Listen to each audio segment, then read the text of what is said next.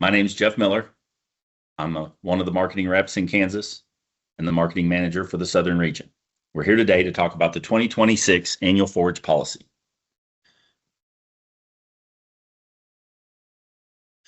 As you can see here, Annual Forage is not available nationwide. It is only available in the states of Colorado, Kansas, Nebraska, New Mexico, North Dakota, Oklahoma, South Dakota, and Texas. Sales closing date for the 2026 crop year is July 15th, 2025. This slide here just kind of talks about where in the industry Annual Forage, it's all the states that we previously mentioned, and where the policy is being sold. You can see primarily it is sold. 66% of all the policies in the industry are in Texas. After that, we have Kansas and Oklahoma, and then the remaining states there, and the amount of the policy that they sell in those states. There were no changes for the 2026 policy. As you can see here, RMA did make some slight changes in 2025, and this is something that they've kind of been doing over the last 2 years as far as talking about cover crops. It continues to be an issue where people are trying to insure cover crops, so they've added this same verbiage in PRF, Annual Forage, and multi-peril policies. So please be aware and look out for your insurers trying to insure cover crops. There are penalties for this, one where they don't receive any indemnities and they do automatically have to pay 60% of the premium. What is the rainfall index? This is something that's been around since 2007. There was some different versions of it in 2014. They did away with the vegetation, and now we're back to just rainfall. The rainfall is monitored by NOAA, the National Oceanic and Atmospheric Administration, and they have data going back to 1948. For the averages of the intervals that you'll be choosing for 2026, they are using data from 1948 to 2024. What rainfall does not do, it doesn't cover any other perils except for single peril, lack of rainfall. It doesn't care about flood, fire, hail, prevented planting, replant, none of those things. The rainfall policies, whether it be PRF or Annual Forage, are single peril, lack of rainfall. Now, when that's being said, when we talk about these 12 by 12 mile approximate grids that are overlaid with longitude and latitude lines, there is not a reporting station in every single one of those grids. Now, I remember, probably because I've been here too long, that when this slide talked about there were over 3,000 reporting stations. Now there's over 6,000 reporting stations. That being said, there is not a rain gauge in every single approximate 12 by 12 mile grid. For this reason, they have the Cressman method, which is a math problem where they interpolate what happens in any grid. So even if you have a rain gauge in your grid, they are still going to use 4 reporting stations to interpolate what happened in any one grid. So that's something that's very important to remember. You know, rain stations can be in the top of the county or grid, bottom of the grid, but they're always going to use 4 to interpolate what happened in any one grid. Now, where are these rain gauges? Question I always get. That's first, where's rain gauges? I need to know where the rain gauges are. Here's a website you can go to. It's not going to give you all of them. There is, as far as I know, no website that gives you every single one of them. Reason for this is some people aren't as straight up as they should be, and they'll try to put ply plates over the rain gauges. So this is one of those things. We're never going to know where they all are for very good reason. Annual Forage documents, they have been updated for 2026. If you go on the agent portal, go to resources, down to forms, there where it says all policies and plans, you can choose Annual Forage, and all of the forms that you will need to utilize for 2026 are here and available. Make sure if you have a 2025 application, you toss it and utilize the 2026 application that is available here. Annual Forage versus PRF. These are both rainfall policies. They're measuring the same thing and protecting the same way through lack of rainfall. However, they are protecting 2 different, for lack of a better term, crops or forages. PRF covers naturally reproducing crops that you do not have to replant year over year. These are perennials. Annual Forage does exactly what the name says. Crops that are annually planted, grasses that are annually planted, must be replanted each year to come up. These are the type of crops that come in under Annual Forage. You cannot put a commodity under both policies in the same year. You can have both policies. You can have different acres under both policies. Just can't have the same acres and or the same crop. The only crop I know of that does kind of hit between both, and I'm not telling you there isn't other ones, is alfalfa. In the year that it's planted, depending on when it's planted, it can be an annual forage crop. And then once it's established, it can move over to PRF. Like I said, not saying there's not another one. As you can see here, there are many commodity subcrops available under the annual forage policy. And then the last one says unlisted, not telling you that every single one is listed here. There's a possibility there's another one. We just need to look into it and see if it would qualify. Sales closing date, as I've said, is July 15th, 2025 for the 2026 annual forage crop year. Coverage levels run 70 to 90%. Productivity factors, 60 to 150%. Many of the same things we already know in the rainfall policies. County-based value will vary by state and by county within a state. So these are the county-based values. This is the amount of protection you can get for any one grid. It's not required to insure all annual forage planted on insurable acres. This was a change they made 2 years ago to kind of just match up with PRF. We've never had to insure all of our PRF acres. And so annual forage followed that same line of thinking. This will be, we're moving into our third year with this line of thinking. And so with that, 2 years ago, the company saw a very large increase in the amount of policies. We did not see the same amount of increase in the number of acres. There's some increase in the number of acres, but not the same. Policies are all over. But now that they don't have to insure every single annual forage crop like they used to, now they can pick and choose if that's something that they wish to do. Once again, as I've already hit on, there's no prevent plant protection, no replant, late plant, high risk, none of those things. It's single policy or single peril, lack of rainfall. Here, the grid ID locator, if you want to go to RMA's website, you're more than welcome to go on there and find your grids. You can go into NAU's mapping system and turn on the rainfall layers, and you can look at them there. Mark Driscoll is also going to go through the quoter, and he will show you where you can look at the grid IDs from within the quoter. So multiple places you can go and look at the different grids and see how your particular operation would be split down. Things to remember is you must pick the growing season which the producer wants coverage by the sales closing date of July 15th. That's a big deal.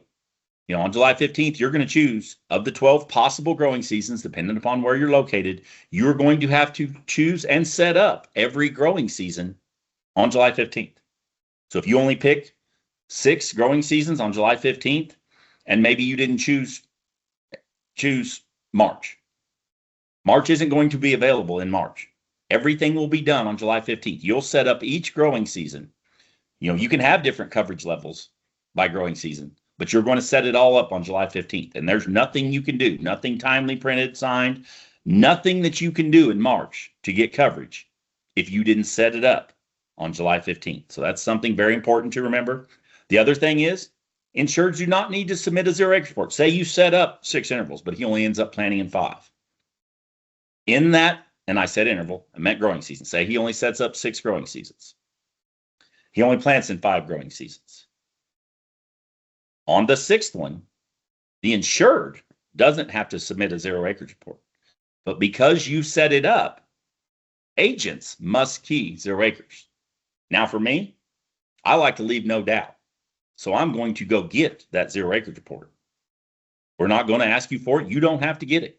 But if that insured comes back after you key 0 acres and he said, hey, I did have some acres and I want to put them on there, you will then need to decide how you tell him that you put 0 acres on there without a 0 acres report. But we're not going to ask for it. That's between you and the insured.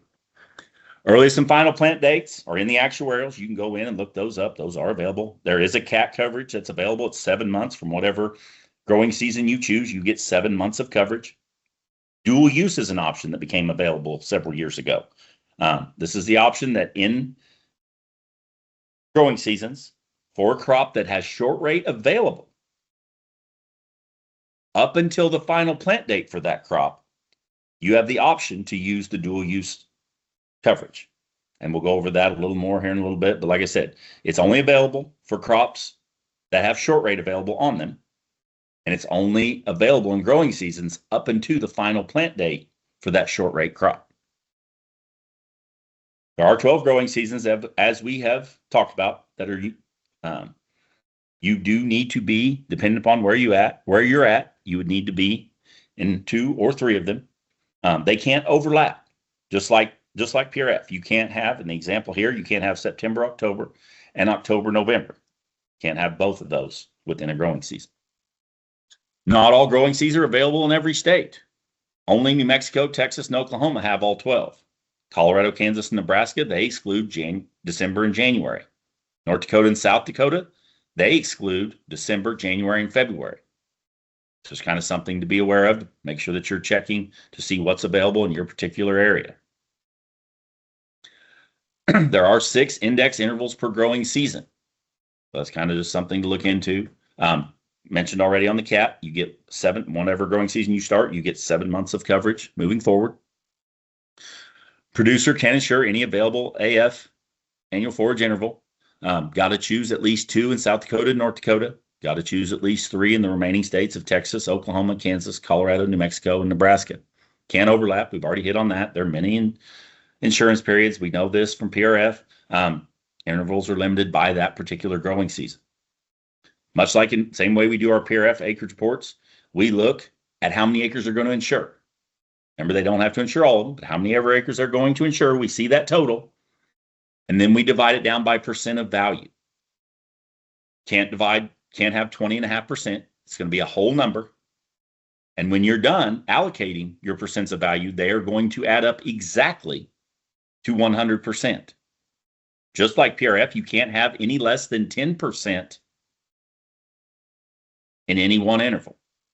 The maximums are different dependent upon state and dependent upon time frame. Colorado and Kansas has a maximum of 40%. Texas, New Mexico, Oklahoma, also 40%. Nebraska, 45%. South Dakota, North Dakota, 50%. There is a 50% rule exception that we'll see here in a moment. As you can see down below, they chose September, October in the example here, 40%. It's over the 10%, less than the max. 40% November, December, 20% February, March. Notice none of those intervals overlap. Here, the 50% exception rule we talked about, this is only available in Nebraska, Kansas, New Mexico, Oklahoma, and Texas. 4 specific growing seasons. In Texas, Oklahoma, and New Mexico, in growing seasons 9, 10, 11, and 12, you have the option of increasing your max to 50%. For Kansas and Nebraska, only in growing seasons 10, 11, and 12 can you increase to 50%. Why is this? An example, Kansas producer plants in June, growing season 11, insures 50% in July, August, and 50% September, October. This allows the producer to, quote, finish these growing seasons for the previous crop year and then allow them the possibility to plant a small grains crop, maybe for dual use, or plant them just a multi-barrel crop of wheat for the next crop year. So it's just kind of a way to finish up an ending growing season, and they allow you to increase to 50% in certain growing seasons. Like I said, make sure we're checking this. Different by states, not even available in all states. Annual forage percent of value, this is a good slide to refer back to. The minimum is always 10%. These are the maximums. And then it also allows that 50% exceptions in the states you see there in only the growing seasons stated there. Annual forage units. For other than CAT coverage, the units are divided by growing season, index interval, share, grid ID, and the county that's within the grid. For CAT coverage, the units are just divided by growing season, share, and grid ID. Like I said, you're just going to get 7 months of coverage once you enter the growing or in the growing season that you plant, 7 months forward. Dual use summary. This is a dual use we hit on a little bit ago. Like I said, this is only for short rate crops where short rate is available. And it allows a producer to insure small grains crop under both an annual forage policy and a multi-peril policy. In this example, they're using wheat. I'm not saying there's not other short rate crops, but this is the main one down here that I know of. Like I said, it does have to have the short rate. We've hit on that. The other thing to remember is when you get dual use, you're not getting 100% of both policies. That county-based value, that's different by crop, by county, by practice, is reduced to 40% under the annual forage policy. Your premium is also reduced 40% of value. On the multi-peril side, it'll be 100% all the way through. So like I said, dual use is something that can be available. You go to the actuarials to see where dual use is available. You can see here that neither North Dakota or South Dakota is this dual use option available. Double check it with your actuarials. Like I said, this is where you can look it up. You'll also need to look up when the final plant date is for that crop. because you could be available in the first 3 growing seasons, or depending on when your final plant date is, it might be available in the first 4 growing seasons. That's kind of what they're talking about here. The second AF crop, if you wish for the second AF crop to be planted, you must enter into the final interval of the first annual forage crop. So in the example here, they planted rye October 11th in growing season 3, and they reported the acres by November 5th. Growing season 3 has intervals available through May, the last interval being April, May. So if the producer wants to plant another annual forage crop, as long as he enters into April, then they could plant in April another annual forage crop, insure it by the May 5th acreage reporting date, and they would then be insured for a second annual forage crop in the May-June interval for that particular growing season. So that's the deal. If you want to plant a second annual forage crop, you must enter into the final interval of the previous annual forage crops growing season. Double cropping, this is a big question.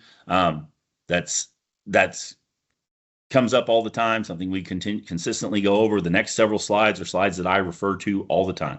When somebody asks, hey, can I plant another crop? Can I double crop, be it another annual forage crop or possibly a row crop? This is the slides that I refer back to. Annual forage and double crop. Here we go. This is the first example. Can a producer who plants an annual forage crop, such as wheat for grazing, and follows it with a spring crop, such as cotton, receive a full indemnity on both crops? Yes, if requirements 6K 1 through 3 are met.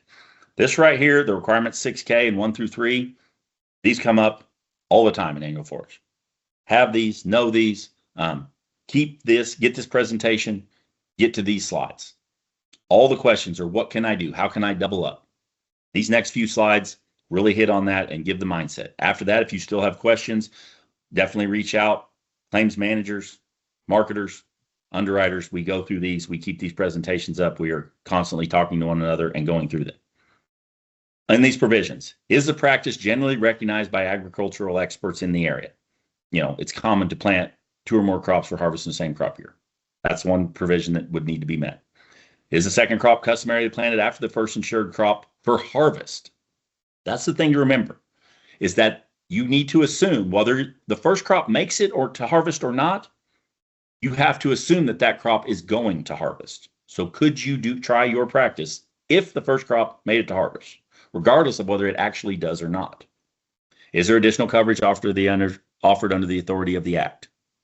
So for this example, it is generally possible to utilize annual forage crops and follow it with cotton in the same crop year. Answers could vary depending on whether the practice is recognized in the area. So these aren't just guarantees. We look at it, and then we have to look at the provisions to see is it generally acceptable in the area. Here, can a producer who has a failed spring or summer crop, such as cotton, and follows it with an annual forage crop, such as hay grazer, receive full indemnity on both crops? So yes, the first crop failed, but that's not how they're going to look at double cropping. We assume that the first crop went to harvest. So it is not customary to plant a hay grazer on the same acres of cotton that are taken to harvest in the same crop year. So the answer in this scenario would be no.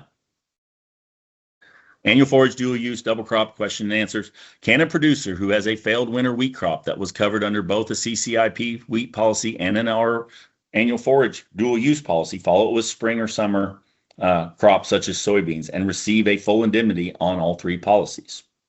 The answer could be yes. On the left side here, if they're in an FAC area, like I said, they're meeting the basic provisions for double cropping, you know, they're in a FAC area, then most definitely they could receive all 3 payments, provided they had that double cropping history. On the right here, not in a FAC area, but they have the double cropping history. It's generally recognized in the area. The possibility exists to receive all of those payments. Like I said, it's going to be very area specific. Acres of annual forage wheat for grazing insured as dual use, and you also insure the wheat under the small grains provisions for grain.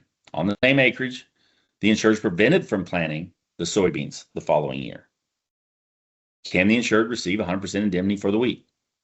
The possibility exists. Like I said, yes. You know, if you truly qualify for preventive planting, and you were able to carry the first crops through, and you're in an FAC area, like possibly on the left, you know, possibility exists to receive those payments. provided you have that double cropping history. Same on the right. It just depends on if you have the double cropping history. If not, first crop, second crop rules could come in and apply. 2026 annual forage dates. As I said here, it's always the month, and it's the 5th of the following month is the plant date. These dates are all available. They have initial plant dates, final plant dates, acreage reporting dates. These are all available in the actuarials for you to look at. Reviews, same as for any other policy, guys. We can do individual policy reviews. They could trigger conflict of interest review, could trigger over $200,000 reviews, may require growing season inspections, field inspections. If you've already harvested, whatever that manner may be, whether it be haying, grazing, silage, the annual forage crop, we just verify that the land was suitable for the practice selected. Annual forage application requirements. One application covers all the growing seasons. Like I said, just fill out the application as it's needed. Plan of insurance is rainfall. Coverage levels are 70, 90%. Productivity factor 60 to 150%. The percent of value must add up exactly to 100% when you do the when you're setting up these growing seasons. The information above must be provided for all 12 growing seasons if you want coverage in all of them. If you know that your guy's only going to plant in 6, you only have to set up 6. There's a disclaimer because it's an area type policy that must come in. The grid IDs and points of reference aren't required until the acreage reporting time. This is the annual forage application. This is just kind of makes it easy. You know, whatever month you plant in, only these particular intervals are available. Annual forage acreage reporting requirements. Annual forage acreage report must include the following for each growing season. Got to have the share, intended use. They list the different intended uses there. Crop type, whether it's irrigated, non-irrigated, planting date, the grid ID and the point of reference, same as we have to do for PRF. You also have to do for annual forage at the acreage reporting time. Farm track and field, got to get the COUs on there, same as we've had to do for many years in all of crop insurance. We would need to know if dual use had been elected, and is also make sure you're double checking to make sure it's allowable. Acreage reporting, make sure you guys kind of pay attention to this. This is important as far as acreage reporting. For all row crops, you guys get a longer period of time to get those timely printed, timely signed acreage reports on the system. Annual forage is different. It's due on the 5th of every month, and you only get 10 days to key it. This is throughout the NAU country annual forage policy writing region.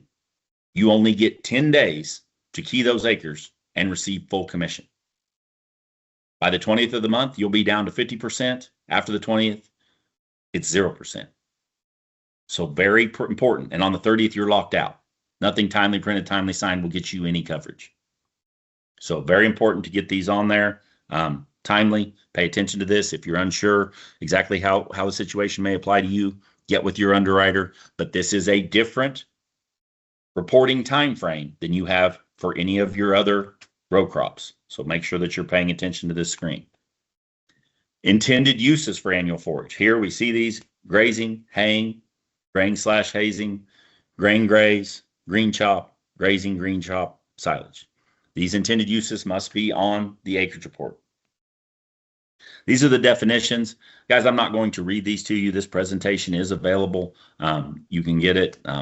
Marketer be happy to send it to you. It is going to be available on the website agent portal as well. Like I said, not going to read these to you. Kind of pay attention to the grain grazing. Annual forage crops for grain are generally not accepted. You cannot, in most cases, cannot take an annual forage crop for grain, except for, right here, they've given a very specific example where it's acceptable, is if the crop is there for livestock to roam and feed on initially, then later harvested for grain. This would be in case you're dual use. There really isn't any other reason to take an annual forage crop to grain. And if you do, it could very much affect your row crops, and there could be penalties at claim time. So something to certainly, if you're unsure, marketer, claims managers, like I said, there is only a very specific instance where an annual forage crop can be taken for grain.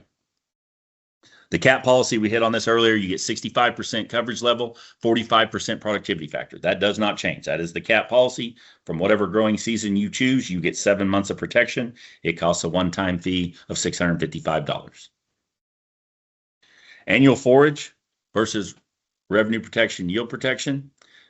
The dual use is kind of what we've been talking about. And this does not really take that into account right here. Let's say that a guy has 1,000 acres of wheat. They got to set up the annual forage policy for the 2026 year. They plant 500 of acres of wheat for grazing and 500 acres of wheat for grain in September. The producer has two options. He can, one, put 500 acres, and it doesn't have to be the exact half. This is just an example. The producer could take 500 acres, put it on his annual forage policy. Then he takes the remaining 500 acres and he puts them on his wheat for grain, but he also allows for the 500 acres of annual forage and puts it on there as uninsurable.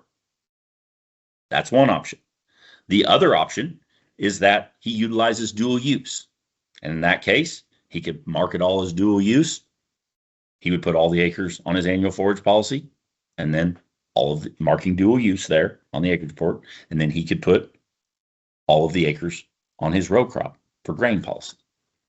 So dual use is an option, not something that has to be done. But if you're not utilizing dual use and you are going to utilize your row crop for grain policy, you need to tell us about those annual forage acres, as put them on there as uninsurable. If you're unsure how to get it on there, make sure to reach out to your underwriter. Annual forage versus RP, YP on corn silage. There are counties within the annual forage riding area that has the availability of a multi-peril silage policy. There are many areas that do not. You cannot double up and have corn silage on a multi-peril policy and corn silage on annual forage. You put them on one or the other. Now, if you're in an area that doesn't have the multi-peril, then obviously annual forage would be your other option. The intended use cannot be used to obtain both policies. Simply saying the corn will be harvested as silage is not entitled the insured to both the multi-peril and the annual forage. Just can't double them up, guys. You can put it on one or the other. You choose. Just can't double them up. Annual forage and new breaking native sod rules apply. Make sure you're taking this into account. This has been the same provision since 2019. 2026 crop year new breaking native sod acres will need to have been tilled or chemically destroyed on or before July 15th, 2025. Annual forage summary. One, productivity factor and coverage level for growing season. You can adjust when you're setting those up initially. You can have different information by growing season, not by grid. 6 intervals per growing season. Must choose at least 2 in South Dakota, North Dakota, and at least 3 in Colorado, Texas, Oklahoma, Kansas, and Nebraska. Months can overlap. The percent of value must add up to exactly 100%. Can't use decimals in any way. Make sure that you're above your minimums and below your maximums. Remember the 50% exception rule. CAT availability is just $655 per county. With that, I want to thank you for your time here today.